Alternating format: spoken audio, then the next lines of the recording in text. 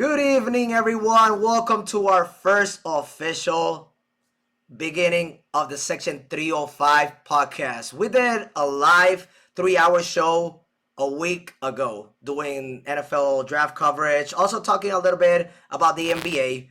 But now, weekly, we're going to be doing an hour program covering all the sports: NBA, MLB, NFL, NHL, UFC, boxing, tennis, golf, soccer, WNBA, collegiate level, and obviously we gotta wait 2 more years for the FIFA and a couple more for the Olympics. But I'm here to present. I'm not the host. I'm just here, part of an amazing crew, which I've been very grateful to be a part of, the Miami Heat organizations.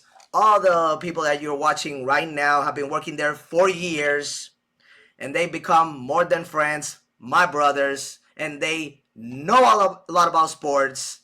They are trying to expand their resume just like I am, collegiate level, professional level. And here we go. Today we're going to be focusing on how the first round of the NBA playoffs. There haven't been no surprises, but interesting things happening. So, more than a pleasure to introduce Anthony Aguirre, Kolya Zabler, and Nick Dupont. What's up, guys? Hey, What's up, Raul? What's up, Raul? How's everything? Hey, man, good, man. Can't complain. Wish the Heat won, but besides the Heat losing, I mean, life's been good. I guess the Panthers are winning, so can't really be complaining too much. Hey, the only team of Florida making us proud, and this team is not. Well, the Gators did good. The Gators. That's what I'm saying. No, got at it. the same time, that's what I was gonna say. It's not. Nigga's a you guy. A little bit more South Florida. I'm trying to talk about. Yeah. I mean, the Dolphins didn't do that much in the NFL free agency or the draft. The Marlins, you already know, they're just gonna be. Listen, we're a decent team. Young, but they're just fun to watch. That's all it is. We're not expecting them. They're young, man. They're young. They have just, potential. It's literally just a ride of a lifetime. Yeah. That's all. I mean, all right. So I've always said about this: the Marlins are amazing drafting. They're even better trading for no assets. Facts.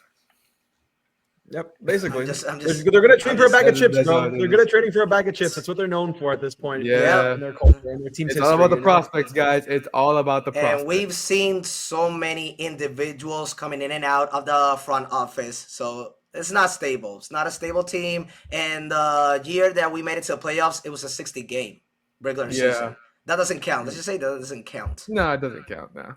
Hey, man, I'll still take the playoff, though. I'll still take the playoff appearance, though. I know you guys say it doesn't count, but it looks good on the resume, you know? It looks good. At the same time, it was like the last time since they won the World Series in 2003. So, and it was against my New York Yankees, which I'm still having nightmares about that. Same thing about the Miami losing against Dallas in 2011. You can see Nick and Kolya with the Kaseya Center background, which... So how do we explain this? 92-point differential last 2 games at our home court. I've always said that we play better on the road, but guys, we made history on Saturday, which we were all working and watching it. Man. by 37, and then we made even worse history on Monday by 55. I want to give a little context here. For game 4, I went on my break in the first quarter. It was still like a decent differential. Then I come back. We're down by like 40. So, and I'm just like, what happened? Because I'm calling my girlfriend, just chatting it up. And next thing you know, I look at the scoreboard, and I'm like, even I'm sad. Hey, man, even though the point differential wasn't that much in the first quarter, just the fact that we put up a point every minute said something to me. And also, the momentum was set. As soon as Jared Allen got the steal and the dunk, it was over from there. It was all over. I think the most highlighted play of that game was Nick being in the background of Gucci Mane. Yeah. Our boy made it on World Star. Our boy made it. Hey, man, Gucci Mane, you got to pay your tabs, though. That's all I got to say. All love, you got to pay those tabs, brother. You know, I'm surprised. Like, I know he loves Miami, but isn't he a Celtic fan or? Man, I don't know. They all come here. I thought he was from Atlanta. I mean, that could be true, but I remember him like being like maybe it's because the Hawks visiting the Celtics, but I also saw him like with jerseys of Boston, like supporting that team. Who knows? Maybe he's just a big NBA fan. Yeah, it Like probably the is. so. All right, so since we're talking about the Boston Celtics, that's gonna be one of our big topics. But let's just start off with the biggest game of the night.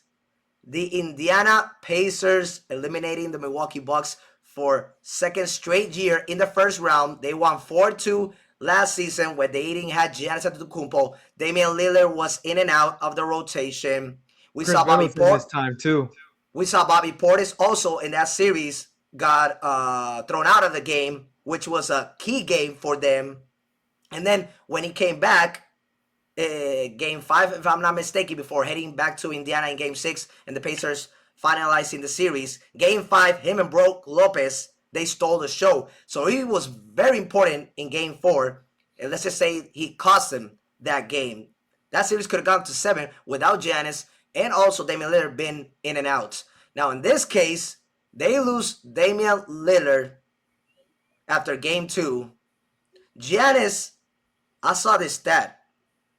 This dude's averaging over 35 points, over 15 rebounds, average, let's just say 5, 6, 7 assists in the playoffs in the past years in the first round, and the team is 1-9. 1-9 when They he's haven't won. They haven't averaging won past the first round in the last 3 years. since that series against Boston, which was in 2022, that they could have won without Chris Middleton. Yeah. Middleton was out, and then 2023 they lost to Miami. Jimmy Butler, not the GOAT, Anthony, just in case.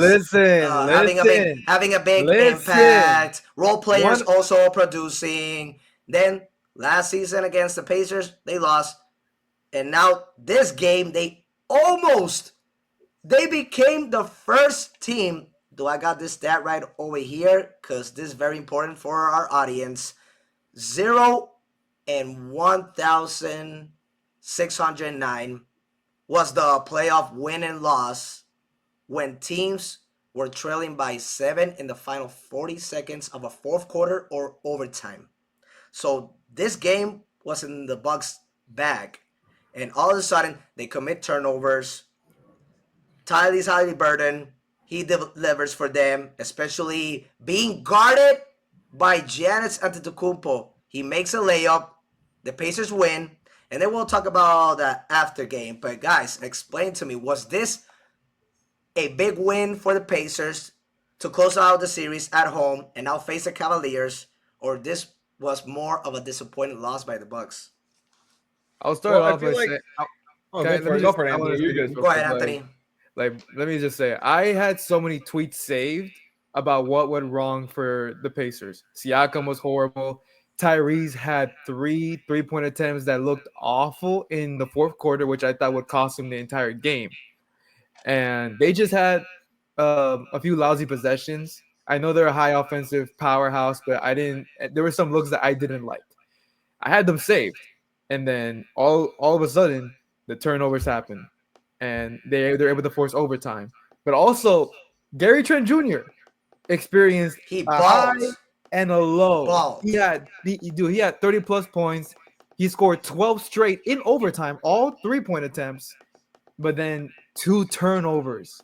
I mean, do you think that AJ Green pass towards him was his fault? That was a bad pass. It was a bad pass, but at the same time, it was a bad pass. I'll say that because I believe they doubled him, if I'm not mistaken. But at the same time, it's just like you just gotta get that one. Like they were forcing the ball too much. No, of course, it's just the margin of error is so thin at that position. You're up by 20, you lose the lead, you're going to overtime. You're giving everything. You could not ask for a better game from the Bucks, and it was just tough. And to lose in that fashion, horrible.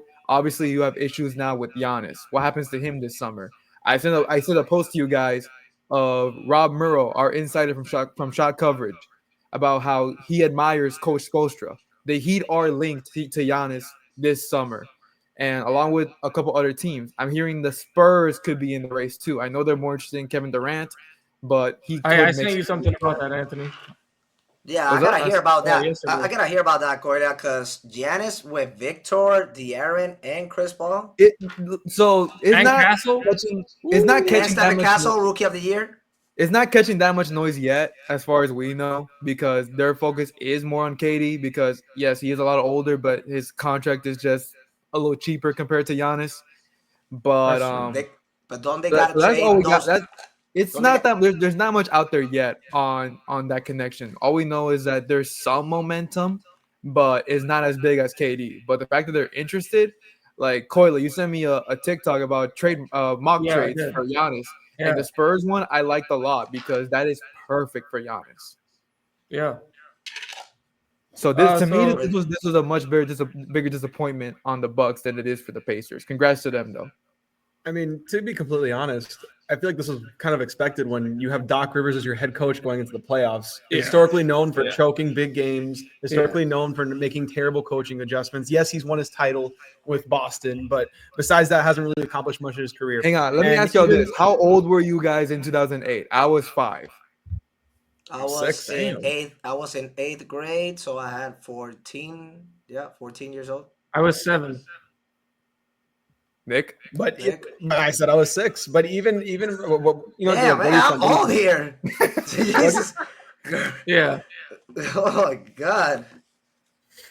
Oh, here, go to your point. What were you gonna say? No, you guys are basically today's NBA draft. I'm with the old age. I'm with like the past almost ending their prime. It's okay, Kyle Lowry. Don't worry. Damn. Damn. That's how we're gonna start this. A low Hey, blow, it's that's okay. how we're gonna Possible Hall of start? Famer. Hey, a possible Hall of Yeah. Famer. I can give you Curry if you want. You want Curry?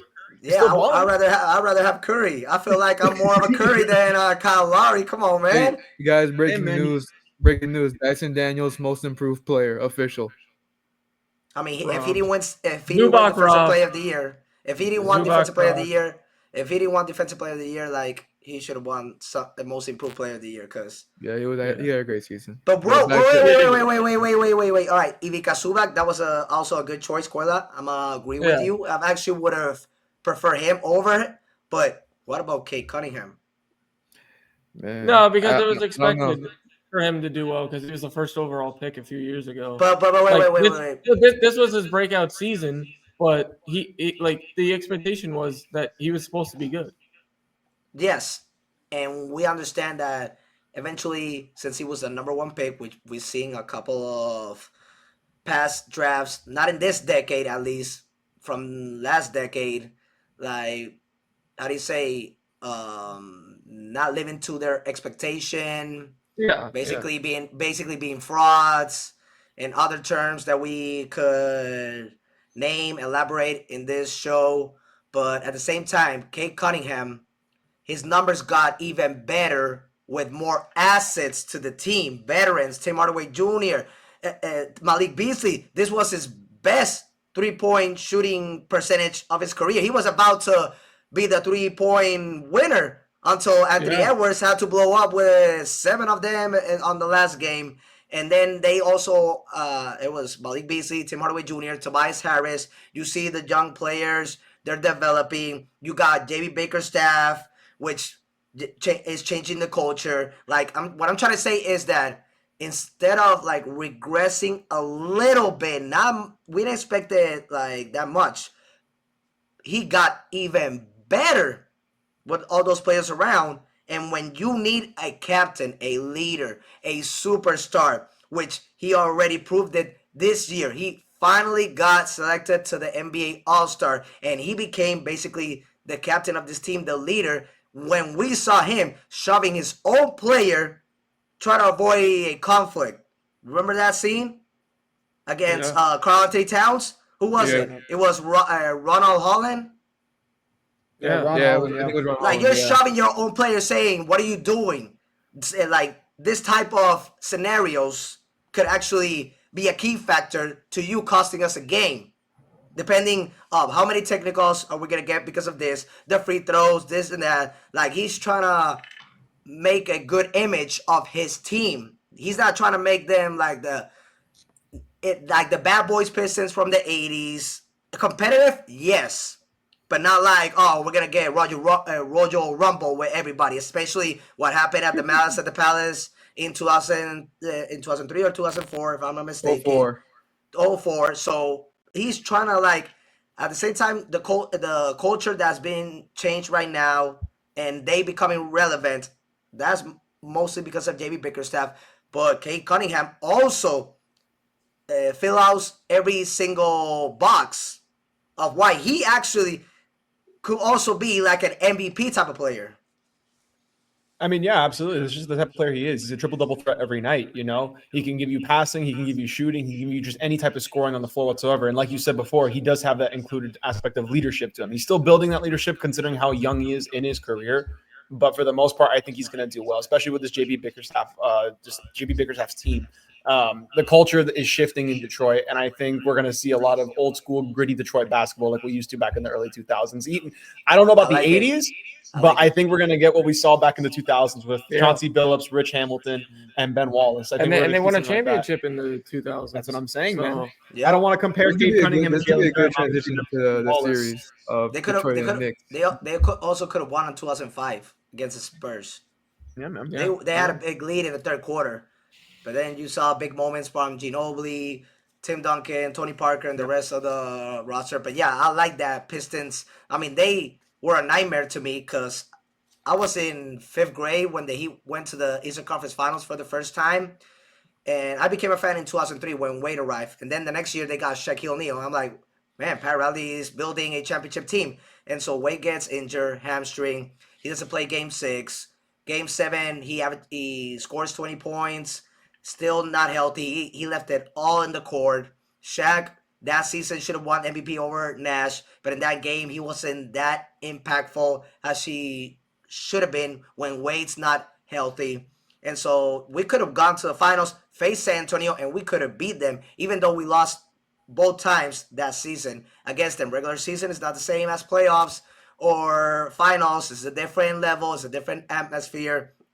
But what I'm trying to say is the Pistons that decade were a nightmare to every team in the East, to the Cleveland Cavaliers, to the Miami Heat, to the Pacers, the Bucks that made it to the playoffs, the New Jersey Nets, the Orlando Magic when they were starting half of that decade. Then when the Boston Celtics trio, basically they're the ones that ended their era. Yeah, no, 100%. And again, like you can see this team trying to shift back to its competitive ways. You know, obviously you have role players in there that, in my opinion, should be traded after this season. Yeah, Tim Hardaway Jr.'s had a great season for them. Malik Beasley's had a great season for them. In my opinion, you keep Malik Beasley. You got to get Tim Hardaway Jr. out of there because in these games, something that I have noticed about this Detroit basketball team is you cannot let Dennis Schroeder be your main guy holding the basketball in a situation where Cade Cunningham's also on the court. Because the first thing they do whenever they have the ball is that Schroeder's either going to take the shot or pass it off to Hardaway to take a deep three-pointer, and it's going to be clanked. That's like 90% of the time I've seen from Hardaway Jr. Yes, he's had his moments. Hardaway's had moments, but he's really grown like as a shot chucker, you know? He's not consistent, and it's been his entire career, unfortunately. You know, the guy's always been known to put up buckets, just not consistently. And then I just don't think we're ever going to see it out of him in playoffs. He's already, 31, 32 years old? Something like that. Yeah, and he's already practically reaching the end of his career. The good thing is the fact that they got Malik Beasley and Tim for cheap deals. So, like you said, I don't think they'll bring him back unless he somehow goes off and they go on a deep run. Then maybe, but they're definitely gonna look to keep Malik Beasley for sure. I mean, he's just been so impactful. And again, second in Sixth Man of the Year voting, you cannot discredit that. Yeah, absolutely. Also, I was gonna say, like, man, Dennis Schroeder has been a part of so many good teams, not championship teams. Let's say decent, exceptional, competitive teams. Competitive teams. And when he has his moment, like he's an X factor in most of those like type of wins. But then he disappears, and you're like, what is going on with him? Well, let's remember, one of Schroeder's. The only years he's never been inconsistent was when he was with the Hawks and with the Thunders. Let's remember, like I believe it was 2023 when the Lakers made the Western Conference Finals, I believe, or I forgot what year. First round against Phoenix Suns. No. I'm talking about when he was back because he was there for a second stint. Like he hit a three. It was against Minnesota. He did a taunt right in front of him, like ice in my veins. So like he's had a really good moments, but like you said, sometimes the consistency isn't always there. When they made it to the Western I Conference don't remember if Final, it was. I forgot if it was regular season or the playoffs. I just know it it was was against Minnesota. it was a play-in game. Play-in, It was a thank you. play-in But game. yeah, it was What, like wait, that was one of his good games though. That was one of his good games or good moments at least. but then afterwards in the playoffs, he Oh yeah, of disappeared. course Like, the drop off was predictable. but he was morally criticized. He was about to have a big contract. He was either by the Lakers, which they offered him half of the 2020-2021 season. It was like 4 years, 80 something million. 84. 84. He declined it because he felt he was more valuable. That was And now all of a crazy. sudden, after AD goes down in the first round against the Phoenix Suns, he became the first LA player in a playoff game to go 0 for 10, if I was not mistaken. And then 0 for, it was like 0 for 6 from the 3-point line. And they needed him in those big moments since he apparently was a big, valuable, well-deserved, paid player. And then after that series, the Lakers didn't resign them. The Bulls, which were another team that could have recruited him, he was asking like 5-year, 150 million, some stupid crazy thing like that. And so the Bulls were like, nah, man, we already passed on you after what we saw in the first round. And so then the only team that offered him a contract were the Boston Celtics, 1 year, 6.7 million, if I'm not mistaken. I know it was 6 million. That was just terrible negotiations. And then after that, it was like with Boston, he didn't get that much minutes. Then he gets traded. And then basically they were shopping him around every single time since that time.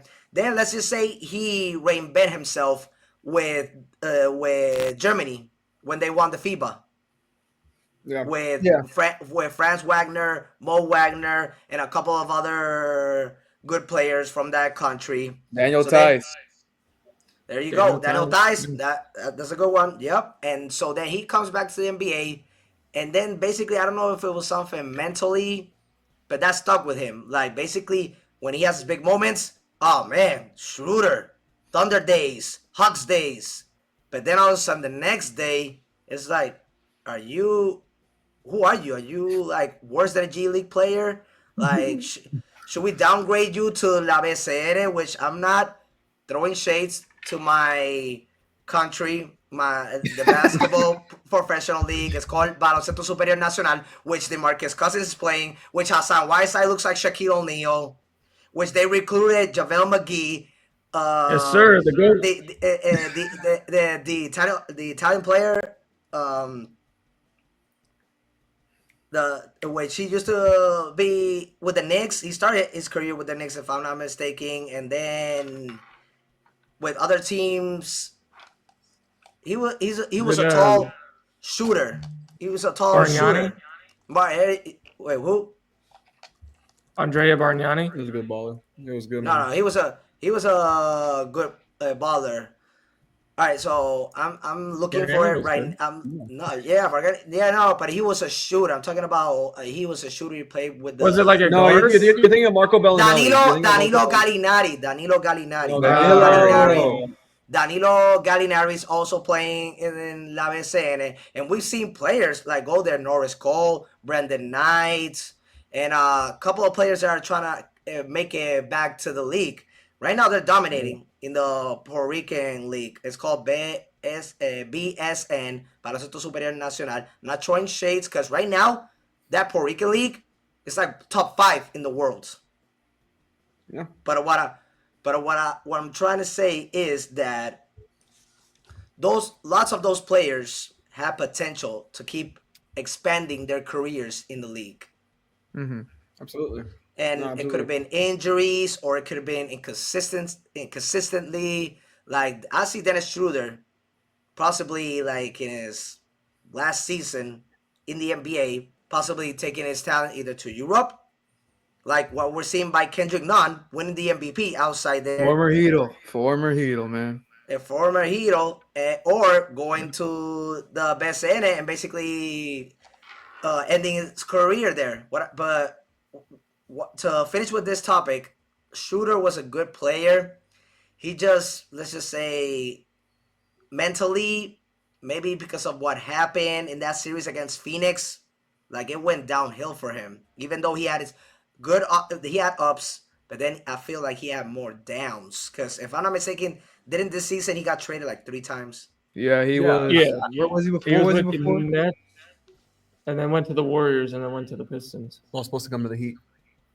Well, yeah, he Was was supposed he to was No, no, also the Jazz. was supposed to come with a Heat, He and then was he got typically sent to the traded. Jazz too. Yeah. Yeah, So yeah. and it was like less than 24 hours, You know, something like that. It I was do No, feel seriously, like I was having a hard time keeping up. I'm like, okay, where's he going at this point? Because at first we kind of figured out, okay, Kyle Anderson's gonna stay. We kind of figured that out. But with him, it was like, okay, where is he stopping by? I mean, I had a little bit more hype on him than Davion Mitchell, and then all of a sudden, Davion Mitchell became a amazing two-way player half of this season with the Heat, and he was a X factor in so many games, especially in the play-in. Both it players. just, I don't even want to hear the word X factor when it comes to the Heat right now, man. Like that just that doesn't exist for that team right now. Should we just like get back to the Pistons and Knicks right now? It's not in the language. It's not in. It's Yeah. not in Let's get back dictionary. to New York. We'll talk But- about the. We're gonna have an episode on the Heat. All right, another so day. before, because we also gotta like answer that question that was right now in Can the Pistons force a in game the- 7? Yeah, but before that, we didn't finish this Oh. topic, which let's do it as quick as possible. Like, all right, so Anthony, you said it was a more disappointing Bigger loss loss by for the the Bucks. Bucks. Bigger loss. Kolya? I think it's a big win for the Pistons. I think Pacers. or for the Pacers. I'm sorry. We kept talking about the Pistons. Nick? For the Pacers because this team made the Eastern Conference Finals last year. They had the same roster back, the same coaching staff. I think it was a big time win for them. It was a statement game. Like, even with the adversity, they came back and they won. I think that was a Nick? big win. I mean, I guess I would have to give it to the Pacers, man. Like I wouldn't really consider it a big win for them, considering that they won last year and went to the conference finals last year. So Mostly it's expectations are based pretty on high for them. the question I think is most based on the way they won. No, I get it, and I do think that I do think this is a big win for the Pacers to an extent, because again, when you look at this Milwaukee team, they were just dysfunctional the whole season, pretty much. No, not the whole season, I would say. Towards the end of the season, they were super dysfunctional, and now they got themselves in a huge hole that we don't even know how they're going to get themselves in. But I do think this is a huge win for the Pacers, and I can see them going very far in these playoffs. All right, so basically, I'm gonna disagree with all three of you. I mean, you two. How? I'm joining you, Anthony. The All reason right. why is One of the rarest all right. occasions. There were no expectations with Milwaukee. Last year, they weren't the favorites to win against Indiana. This year, they weren't the favorites. But now, when you see, like you just expressed, Nick, this team having a roller coaster season, right? Because we basically didn't see this team healthy. We didn't see this team almost the last 30 games with Bobby Portis being on the rotation.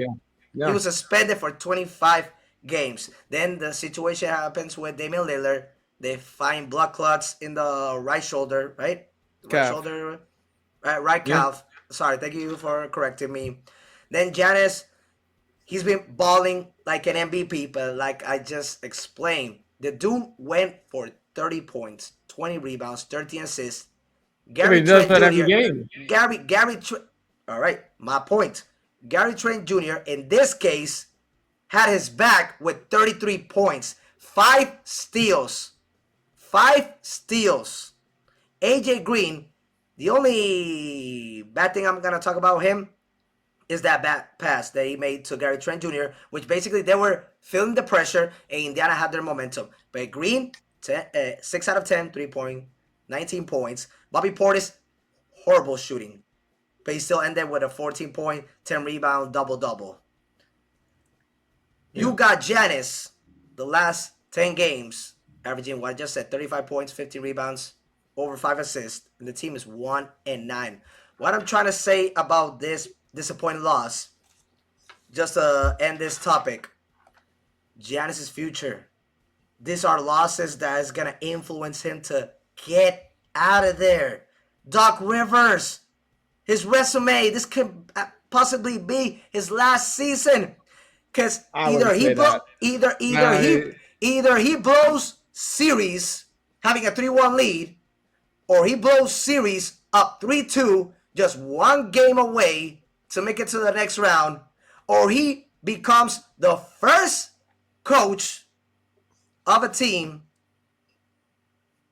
to blow a 7-point lead with 40 seconds remaining. Turnover after turnover. And the only thing I'm going to defend him is that he actually told his players, foul. We have a foul to give. So we can send them to it. So they can have to create a plan B or plan C, a different strategy. Like, we just blew their first option. Let's make him panic and have to regroup for a second option, third option. That's a 50% or lower. That's going to function. That's going to work out because they're already relying on their first option. So I'm not going to blame him, but the team was already disorganized for what was happening.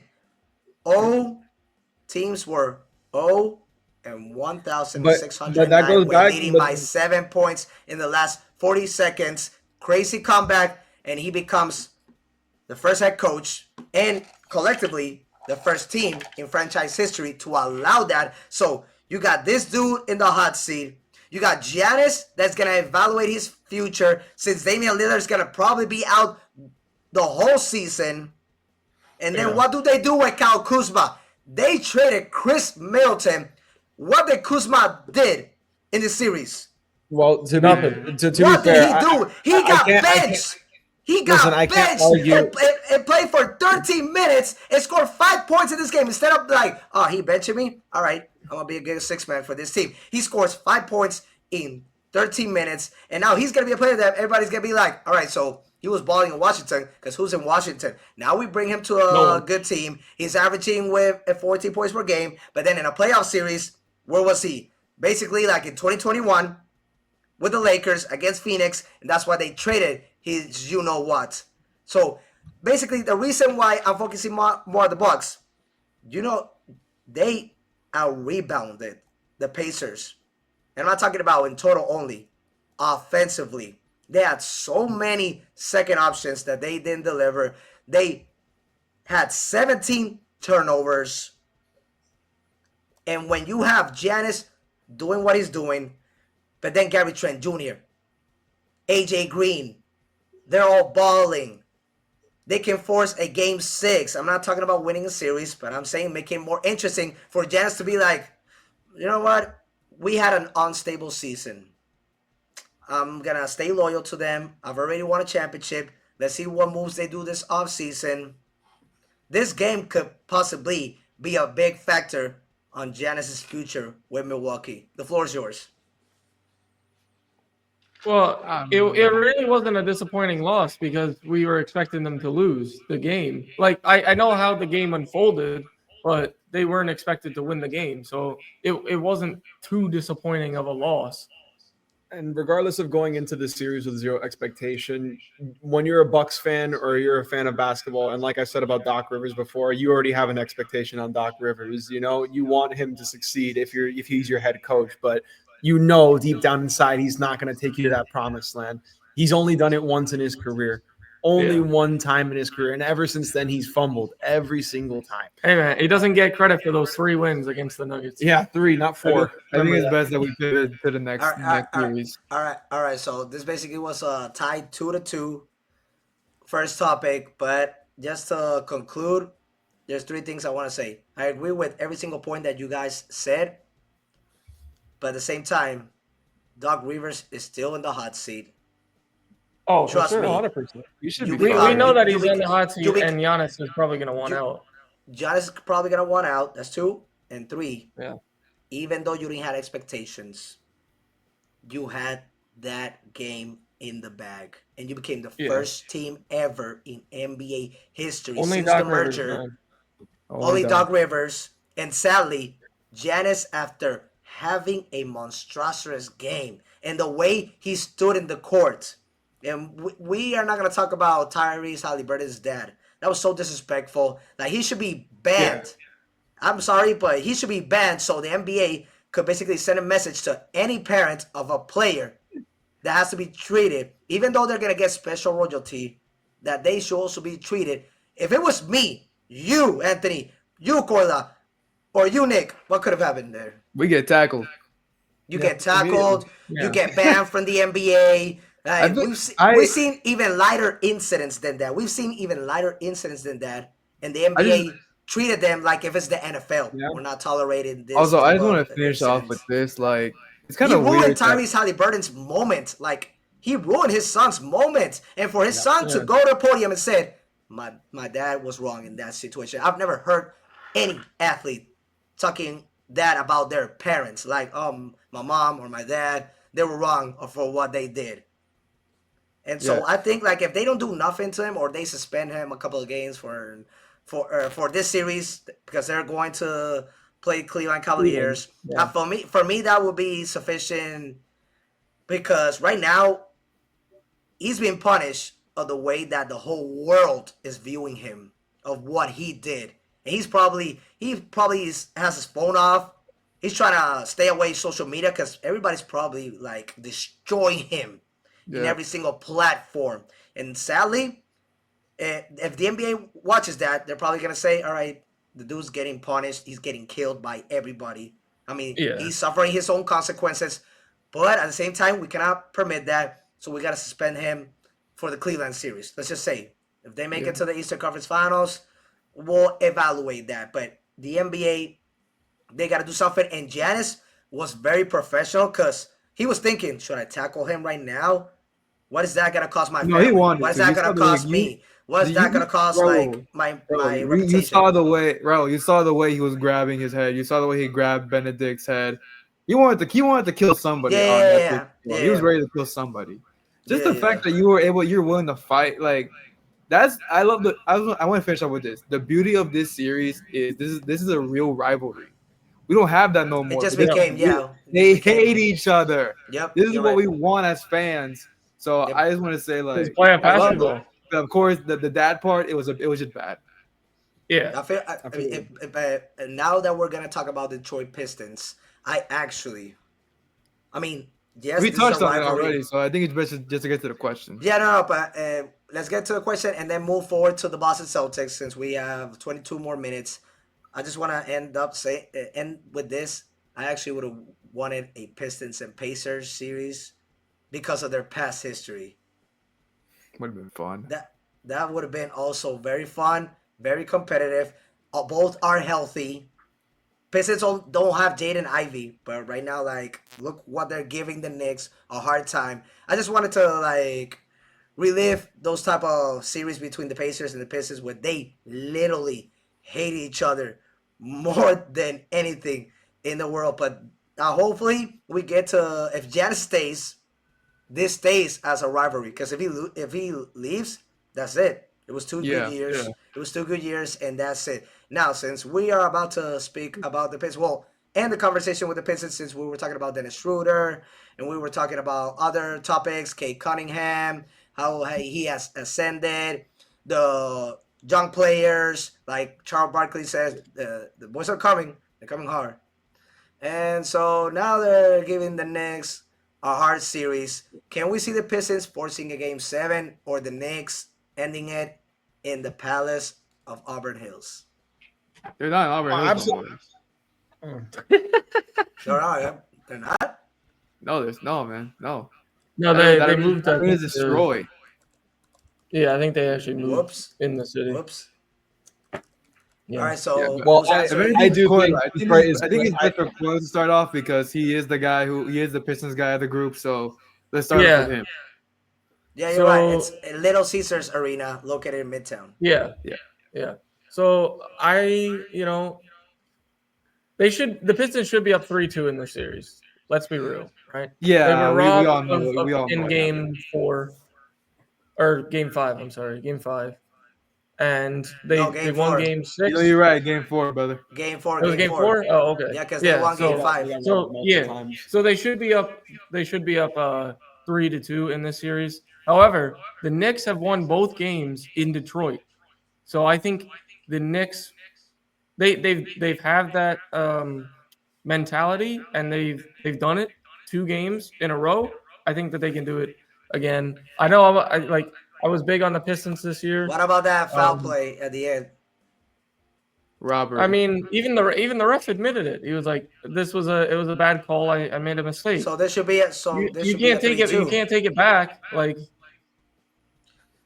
And what Too about late game now. three? Like after the game game's again, over. and then You know.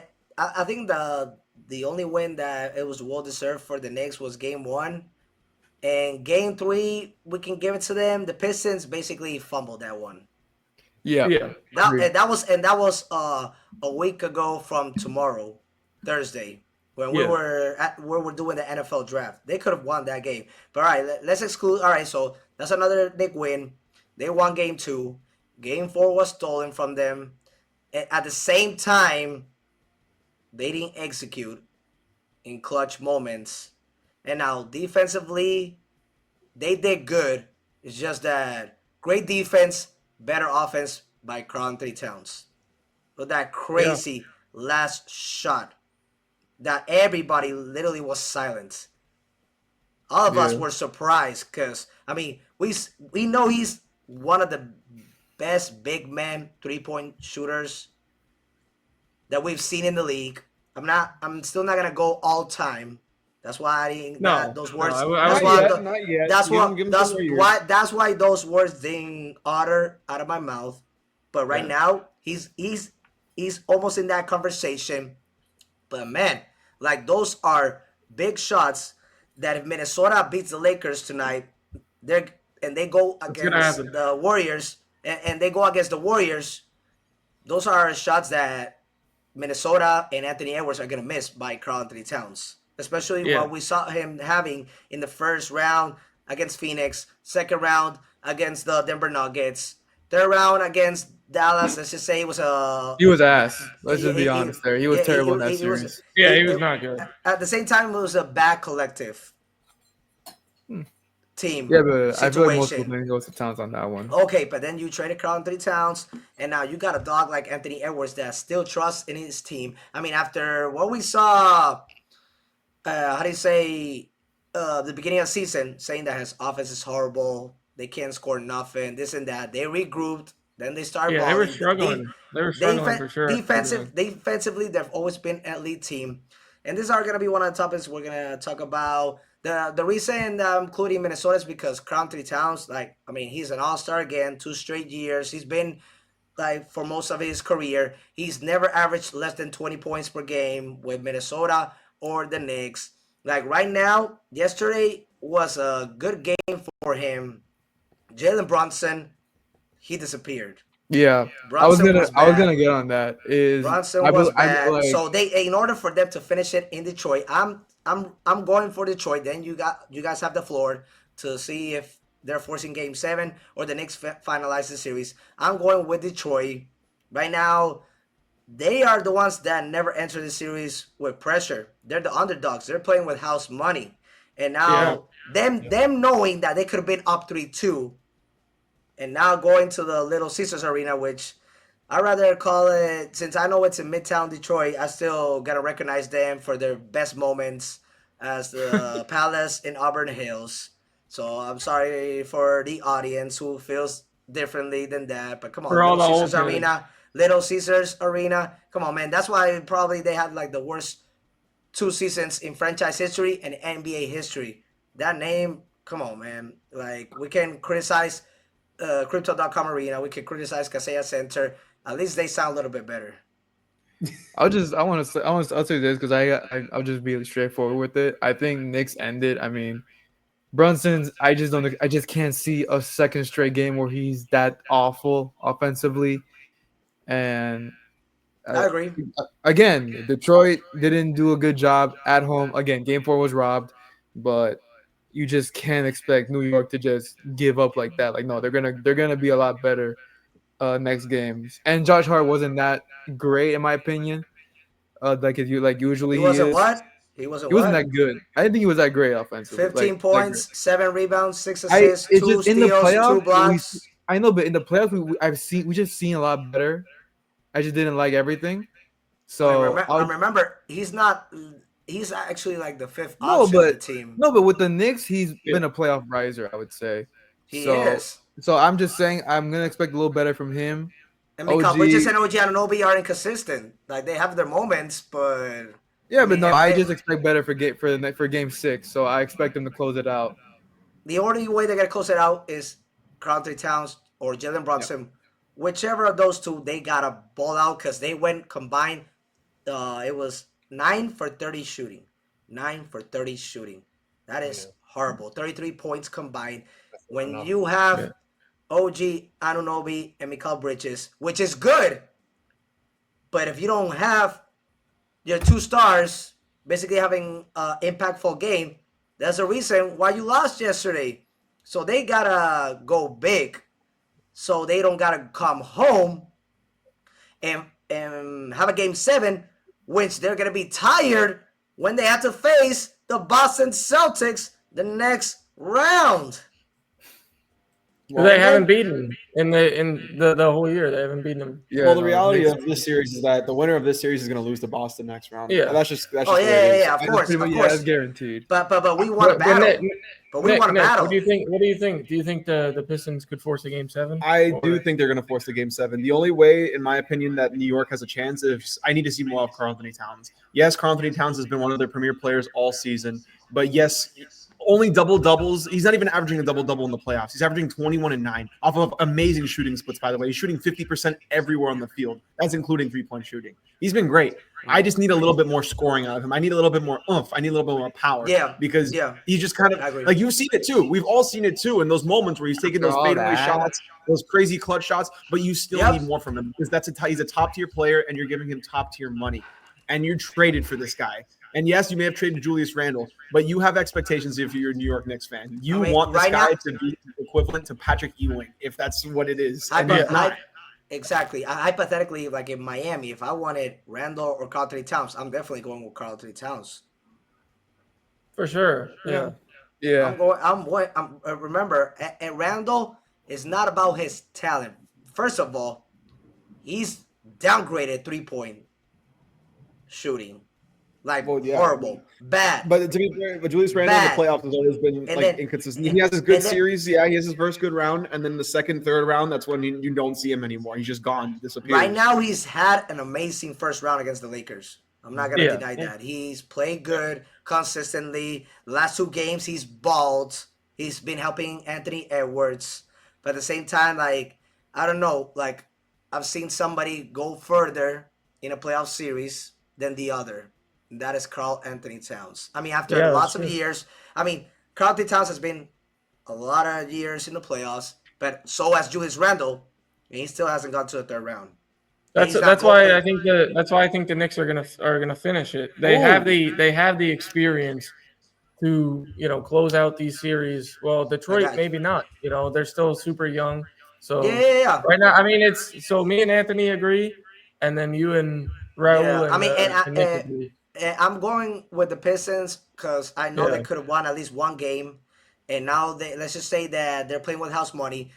The guys are their backs are against the walls are the Knicks, and Kate Cunningham he scored 24 points, 8 rebounds, 8 assists. Okay, but I feel like he's gonna be a little bit more careful with the turnovers. He had 5, and he went 6 for 17 shooting. He went 6 for 17 shooting, and they still got the W. I do think the most underappreciated player, though, in the entire Detroit Pistons team right now is Tobias Harris, though. Tobias Harris has been out there every single night. He's been putting up blocks, steals. He had 4 blocks. He had 4 blocks the other night. He's been incredible. Yeah, he's been balling. Also, he got hit in the eye, and he came out with 7 straight. Yep. He was like, man, I don't give a damn if I can't see. That basket is big. I'm gonna go for it. And now he brings the veteran leadership and the Experience. competitiveness. You can't rile him up. For the He's just Pistons. he's a serious guy. You just can't rile him up. He just knows what to do. Two quick things. Remember, Tobias Harris has been criticized, but have you guys forgotten that Harden was with the Sixers 2 straight years in playoff series, and Tobias Harris and Tyrese Maxey were more effective than him. Yeah. That's something that he The thing he is, was in the shadow. Here's He was in the the- shadow because in the season he was like, okay, he's good. He has his moments, this and that. But in the playoffs, when Maxey was fighting Harden, Harris silently was actually averaging almost a double-double. And I mean, the series against Miami in Harden's first year with the Sixers, and then the next year, first round and second round against Boston, Harden has his 2 big moments, but Harris at the same time, like, he produced. Like, a lot of people sleep on that. I'll finish with this. It's just with Philadelphia, like it's just the contract brought too many unrealistic expectations for 26 fans. I agree. Because again, his role changed every game. Whether it was injuries or just who got rolling offensively, because you're supposed to be a 4th option technically, but he just got rolling. That's it. I agree, and I think Anthony's gonna like this one. Since it's his birthday, I'm gonna give it to him. Tobias Harris over me. I'm gonna give it just because it's his birthday. Tobias Harris over me. Just for the audience, man, Jimmy is my favorite player ever. That's just me. Y'all got guys saying Paul George is their GOAT, and somehow I'm the crazy one saying Jimmy's the GOAT. That's Brandon Miller. Said it before. That ain't us.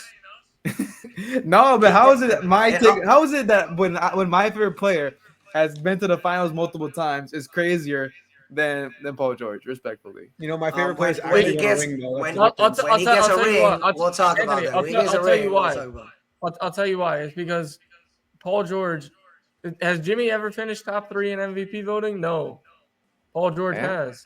And who's been to the finals more? Yeah. It doesn't matter, bro.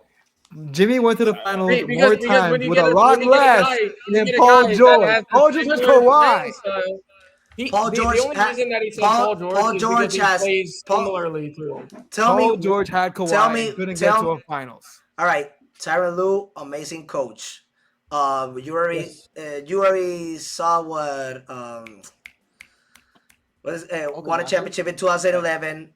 What championship in 2011 with the Dallas Mavericks, Rick Carlisle, and what he's doing with the Pacers. Those have been the coaches for him.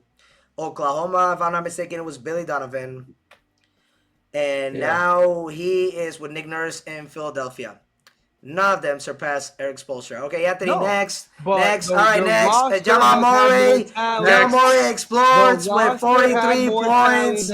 Remove him. Jamal Murray explodes with 43 points. That's his birthday present. To lead the Denver Nuggets to a home victory over the Los Angeles Clippers and leads the series 3-2. When Anthony's ready to come back, we'll bring him back. All right. So, guys, do you think that this was a bad loss for the Clippers since they're the best? Absolutely. They're the best. They're one of the best defensive team.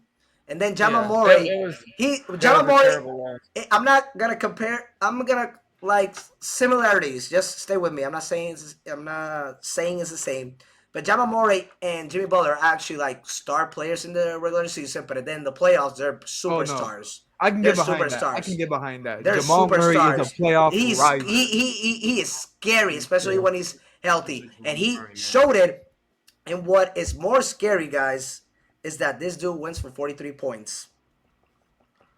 And when you got you got Shai Gilgeous-Alexander that is probably gonna win the MVP this season. If I had a vote, I'd vote for him. I even voted if I had a vote, I would have voted for him last year. Nikola Jokic deserves it.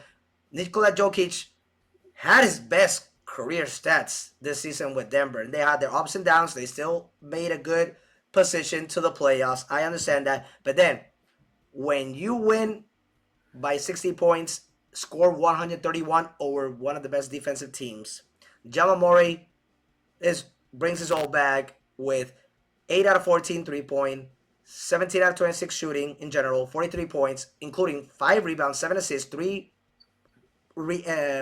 steals, 1 block. He looked like Nikola Jokic. And when he obviously was the most valuable player, But then you got Aaron Gordon as well, 23 points. You got Michael Porter Jr., 40 points. Both of them shooting well. And then you got Russell Westbrook coming off the bench with 21 points. Jokic basically was the 5th valuable player in that game. Jokic So how scary is that? Like, yeah, and with a triple scary. double. And with a triple double. And Well, with I a think silent triple double. I think that just shows Jokic's greatness, though, that like he doesn't really need to be your main contributor just to win games. You know, like he can put up rebounds, he can put up assists. Defensively, I'm not really sure how he did that game, to be completely honest with you. But regardless, he's not the greatest defender, but he'll still give you numbers. He'll still give you leadership. He'll still give you hope that your team is going to be in the game, regardless of he has 13, 10, 12. Because regardless of what he does, it just feels like he always has more than what he does. At honor stream, we got honey buns. Man, and right now, like, I was praising him. He had an all-star year, even though I felt like Norman Powell deserved it more than him. But since he was averaging almost a triple-double, obviously they were going to give it to him. He has a past history of being an all-star. He had basically had a vintage season with the Clippers.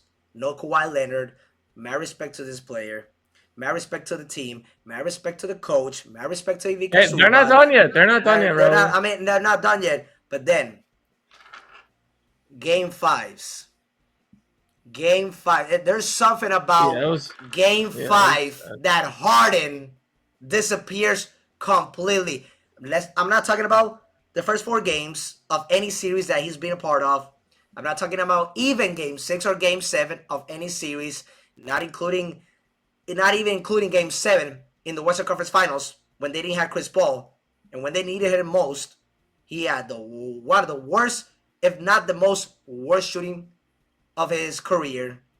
Yeah, he was awful. There's something about Game 5s that this dude, when they need him the most, when you got Ivica Zubac, 27 points in this game, Kawhi Leonard, 20 points, 8 for 15 shooting, it's not that bad. 3 for 7 shooting, that's not bad either. I mean, 3 for 7 in the free throw.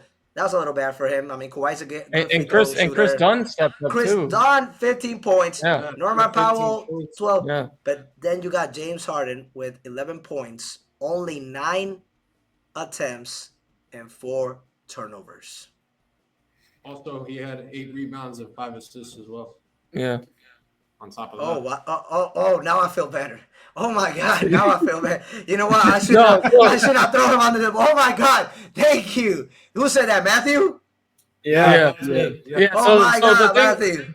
Wow, Matthew just made my day. Thank you for that. So the thing about Harden, because 8 rebounds, well 8 rebounds is gonna basically give you that 16-point loss that you have. Okay, thank you. Harden always elevates though in Game 6 and Game 6s. Like he does bad in Game 5, but he didn't do that against Boston. But historically, he's never been known to go the distance. He didn't do that against Boston when he was with Philadelphia or Game 7. That's why I was going back to that. I was going to go back to that actually because different situation. Regardless of different situation, historically James Harden has never been able to get it all the way, and he's only been there once, and that was during like the beginning of his career with OKC. And he wasn't even in MVP form by then. Everyone knew. No, well, remember he went to the Western Conference Finals with Houston in 2018. Well, besides that though, where's the progression? No, you're right though. I agree with you. On that. Man. I love James Harden. Don't get me wrong. I love James Harden as a player. He's gotta have a big night. Consistency. He needs big nights. They're gonna stay alive in the playoffs. Exactly. He's gotta have. You can't have. I want to talk about the Magic here. I'm ready to talk about the Magic for real. No. Yeah, he's gotta have a big night tonight. And for the Rockets, Jalen Green. Let's not even talk about him. One game they win, he scores 38. Game 1, Game 3, Game 4 that they lose, 7, 8, 9 points. Today he's got a ball. The game just started. He's got a ball they're out. up by 11 right now. He's got a ball out in order to force a Game 6. In Game 6, Golden State finishes this series. All right, just to make Anthony happy for his birthday. All right, we got exactly 1 minute and a half. Boston Celtics advanced to the second round of the playoffs for 4 straight years. Did the Celtics prove they are clear favorites in the East? In my opinion, Cleveland, they're really good. They're going to have a tough time against the Indiana Pacers. Indiana and them, they match offensively. and both of them got depth. Now, Cleveland's a better defensive team, so that's why I got them going. But then we'll talk about that next week. Now, Boston against Orlando, they did what they had to do.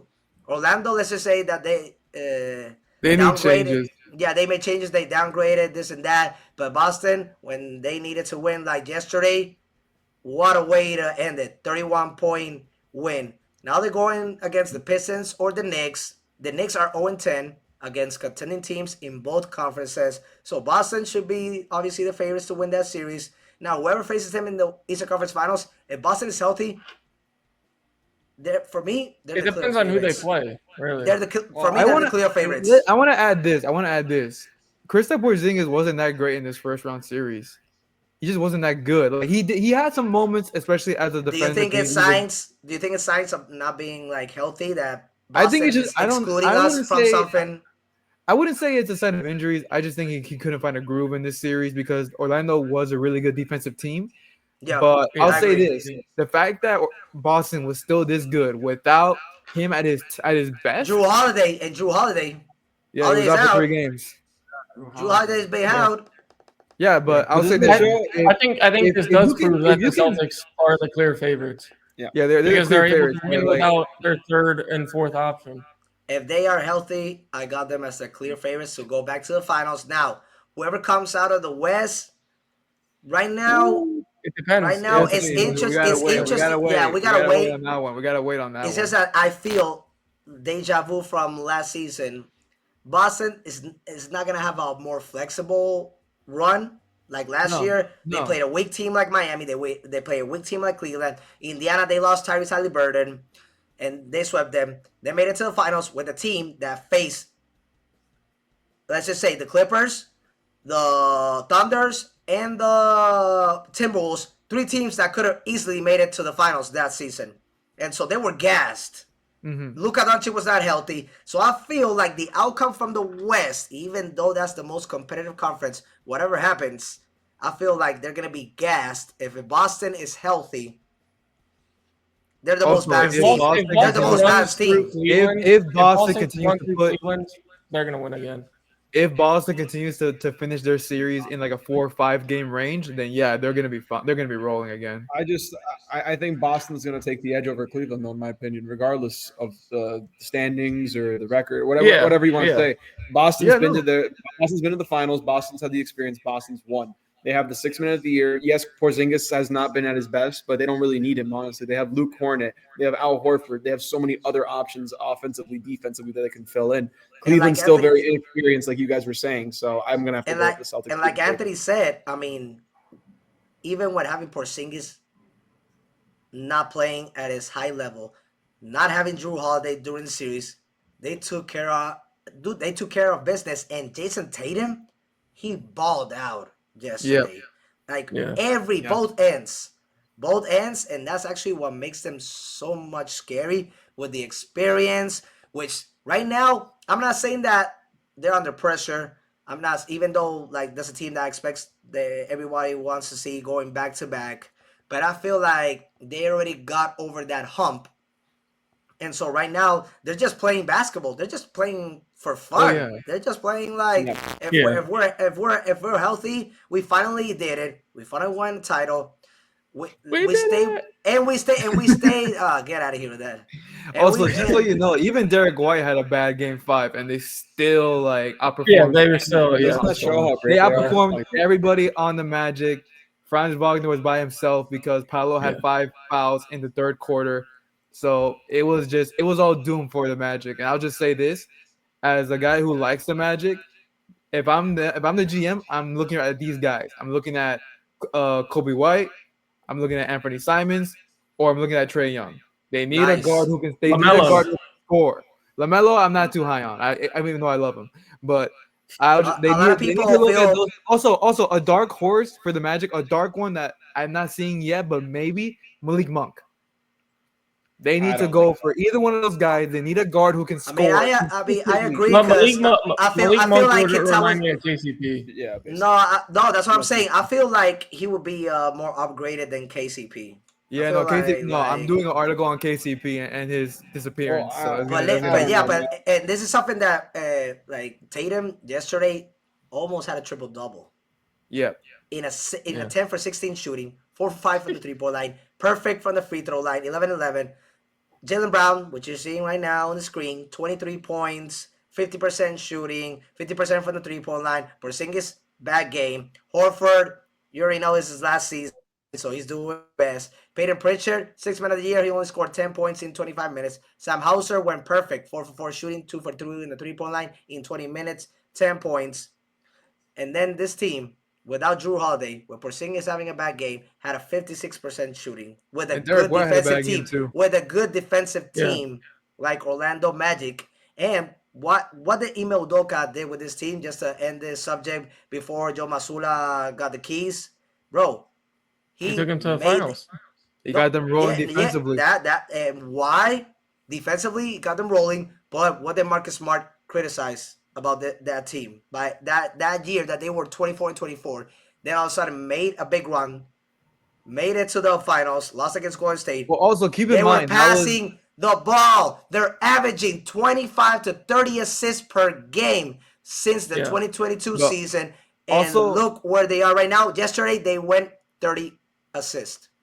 But also, just remember, like that same season, they went to the finals that first time. That's when they got Derek White at the trade deadline, which also shifted a lot. They were adjusting. They were still adjusting. Yeah, they were learning a new system. They were still adjusting. You know what I'm saying? Like, so basically, that's when Boston Celtics were proving, like, all right, now we're on our way to the throne. Now, if we stay healthy, but we still need like that extra piece.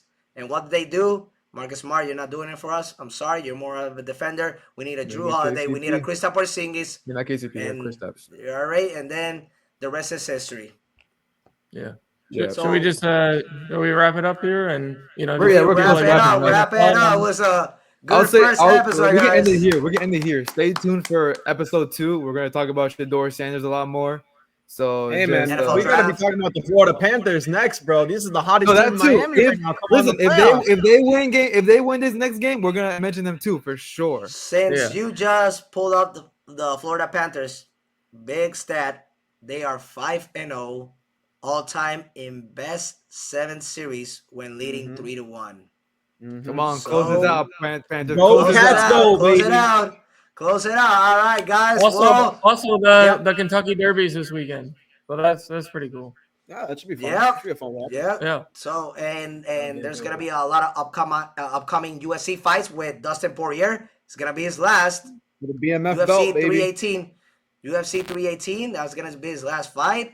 There's a couple of also like lightweight, heavyweight boxing matches coming on the way. And I'm not talking about. We'll discuss it all. I'm not talking about Jake Paul. Yeah.